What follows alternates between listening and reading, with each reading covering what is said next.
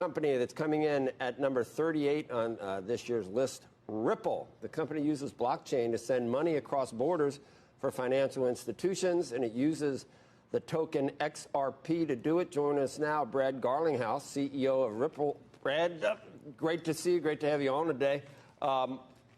Let's start just generally about the crypto arena and what we've seen, because there's an article today, Brad, about I guess it's hearkening back to the Colonial situation, pipeline and ransomware, et cetera. And the thrust is that we just need to ban crypto. And it's set forth, here's all the reasons. I think about everything that you've set up with blockchain and DeFi and how this can really effectively replace a lot of existing systems like Swift or whatever, and it really works well. Do you think that, I mean, what do you make of someone that makes that case, given all the blockchain infrastructure and everything else, not just around Bitcoin, but do you think that this toothpaste ever goes back in the tube like that because you can use it for ransomware? Not sure I've heard the toothpaste analogy before. I'm going to steal that one myself. Look, first of all, thank you for having me. I think the question you're asking is a really important one, and I think it gets to the kind of core of sometimes just a misunderstanding about how these technologies can be applied in a way that actually is really good for businesses, for citizens, for just the community at large. And so when we talk about, like, should we ban something, let's make sure we understand what we're talking about.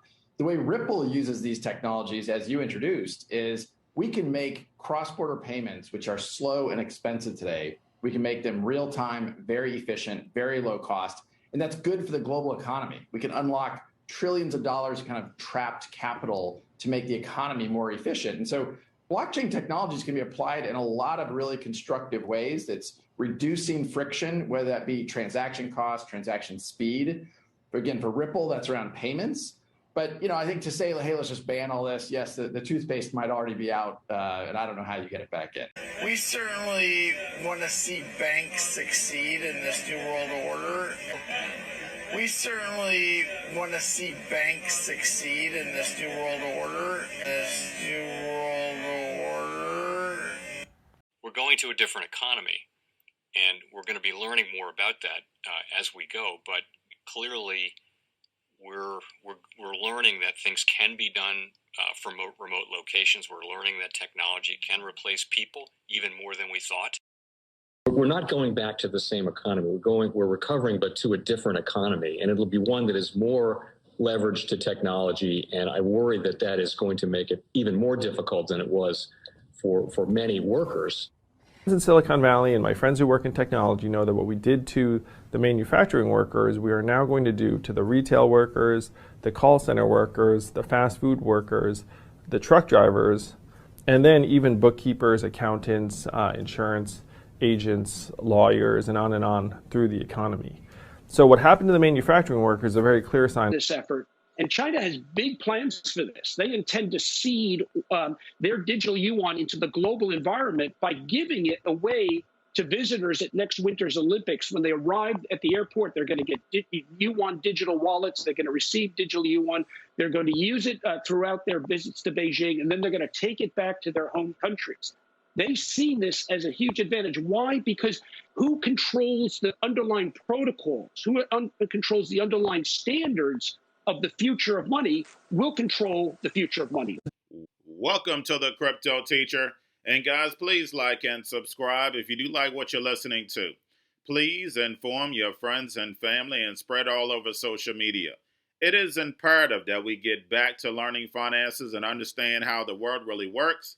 Because once we understand how the world really works, we understand that everything is planned out.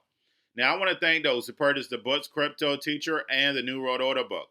Remember, those books are mandatory because they show you how the world really works. Also, those who donate to the Cash App, Patreon, much love, keep it coming. And also, those who are shopping at both stores, much love to you, keep it coming.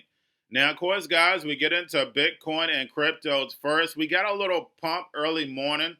We have pulled back a little bit. And do not forget, guys, we definitely have futures. We're going to speak about that later in the video. Now, we have an analyst from Biotech Valley says Bitcoin could hit 15,000. And like I stated, guys, the Fed is definitely going to shrink liquidity. Bitcoin is definitely going to pull back. The only thing I have to do is go back to 2018. We just didn't drop from 20,000 down to 3,000. It went over time, guys. And the same thing will happen this time. Will we drop down to 3,000? No. But we do have one good catalyst, and that is a Bitcoin ETF. Now, we see that Canada has launched Bitcoin ETFs, and it still has not been reflective in the pricing. But you have to remember, we definitely need regulation. But one big piece is Grayscale. If Grayscale can turn that trust over into an ETF, you already have billions sitting there, so it's going to automatically inflate the price temporarily. But when it comes to an ETF, guys, you have to have regulation if you want some of that pension money to start drifting over. If not, a Bitcoin ETF means nothing. We have to have regulation. Now we have Ethereum sales past Bitcoin daily volume as Grayscale Ethereum Trust trades at 11% premium. And remember, Bitcoin Trust was locked, and then plus the premium was in the negative, like a 10% discount. So Grayscale is going to play a big piece over the next 2 months. Now, guys, do not forget about the actual indicators. We have volume, we have Tether, and we have USDC. Now, the stable coin supply has crossed the $100 billion mark. And we know stable coins are definitely the foundation. And of course, do not forget about the Fed. Do not forget about the money that they have to manipulate yields. And we know the Fed is going to start pulling back so they can build this fourth industrial revolution. Now, in the banking committee yesterday, and they also have one today with the actual CEOs of the banks, but we had the Fed Kroll say that when it came to a CBDC rollout, it will require Congress to give the central banks more authority. Do you know how powerful that statement is? And we know when it comes to the Fed, Janet Yellen is sitting in the Treasury because she's the chess piece. That is a conflict of interest. We are starting to see 1913 play all over again.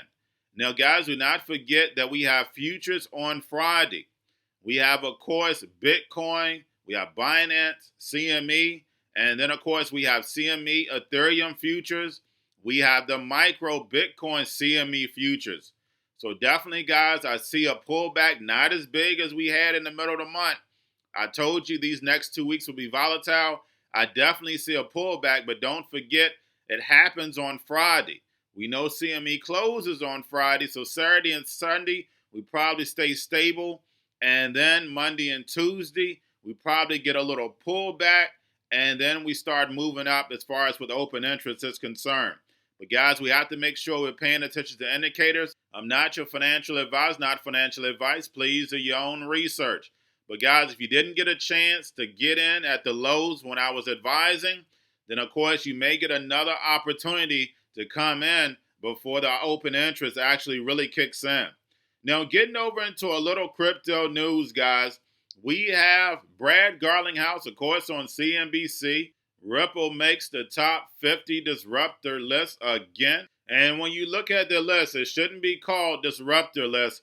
It should be called the fourth industrial revolution list. Liquidity is very important, and the protocols of XLM and Ripple help the New World Order. Now we have Ripple to deliver the first real-time payment from Oman to India using blockchain. And guys, do not forget to check out my Society 5.0 videos and how all this was orchestrated in San Francisco. The emerging markets are leading us into the fourth industrial revolution by design.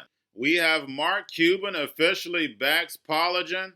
Also, guys, we have futures buyers are being paid more than 3% per week to long Matic and Aave because of negative funding rate. And Matic came soaring back after that weekend dip. Now we have NFTs are still making headlines. We have Akon to still historic DNA data art, and I definitely would not recommend that. But we definitely know the agenda. Now we have GameStop is building an NFT platform on Ethereum. And then also we have a London-based tech firm to take NFTs and peg them to go. So we definitely see how NFTs are being used for adoption. And lastly, guys, we have Gemini as GUSD to earn products offering 7.4% interest on stable coins. And this is very important, guys. Going into the bear market, some people are shaky. They're like, no, I don't want to invest right now in cryptos because I feel like it's too risky. It's going to be going down. So what is this safe bet? That's right, stable coins. They're not going anywhere. They're the foundation.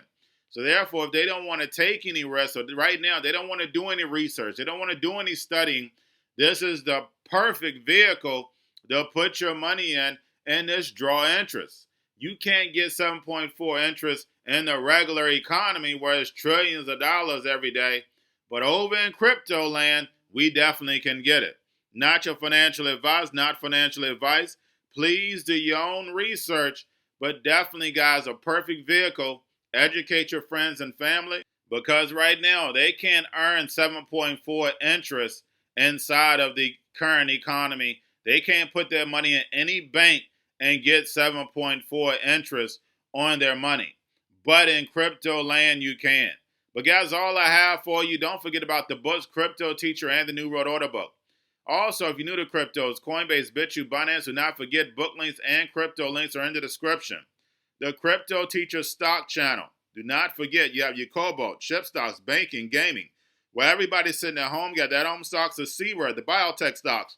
And while everybody's at home getting free money or waiting on that free money, what are they doing? Drinking and smoking weed. Don't forget about those stocks, and you have a wonderful day.